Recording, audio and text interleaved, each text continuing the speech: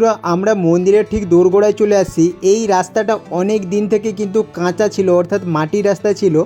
বৃষ্টি হলেই কিন্তু এই রাস্তাটা কাদা হয়ে যেত, গর্ত হয়ে যেত। এখন দেখতে পাচ্ছেন এই রাস্তাটা কিন্তু মেরামত করা হয়েছে এবং পিচ দেওয়া হয়েছে।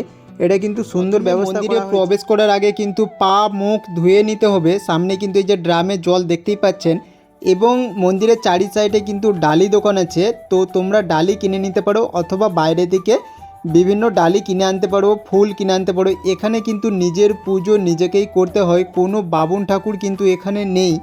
আর এই ডালিগুলো কিন্তু 50 টাকা থেকে শুরু। এখন কিন্তু অনেক বেশি ডালি দোকান হয়ে গেছে। আগে কিন্তু এত ডালি দোকান ছিল না, জাস্ট এক দুটো ছিল।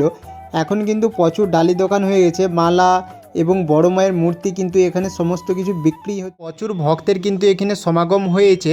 তো তোমরা যদি এখানে কেউ আসতে চাও তাহলে কিন্তু হাওড়া থেকে পাঁশকুড়া আসবে। পাঁশকুড়া থেকে ঘাটালগামী যে বাসগুলো চলে ওখানেই দেখতে পাবে ক্ষীরপাই চন্দ্রকোনা বাস আছে।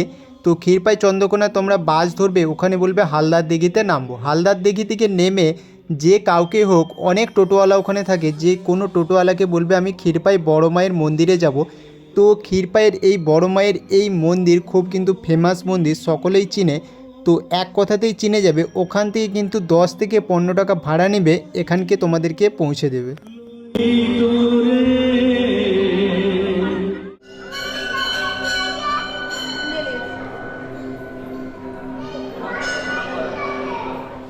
মাঝে মধ্যে তো আপনারা কোথাও না কোথাও ঘুরতেই যান, ছুটির দিনে বলুক না কেন এবং যখন মন খারাপ থাকে তখন যেখানে হোক না যেখানেও ঘুরতে যাও। সেই জন্য বলছি একবার, জাস্ট একবার টাইম করে এই বড় মায়ের মন্দিরে চলে আসো, দেখবে খুব ভালো লাগবে।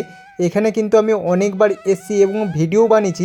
আজকে হঠাৎ করে মনে হলো যাই এবং একটা ভিডিও বানাই। এখানে আমি মাঝে মাঝেই আসি। খুব সুন্দর কিন্তু একটা অনুভূতি হবে এবং এখানে এসে তুমি যেই মনস্কামনাটা করবে সেটা কিন্তু পূরণ হবেই।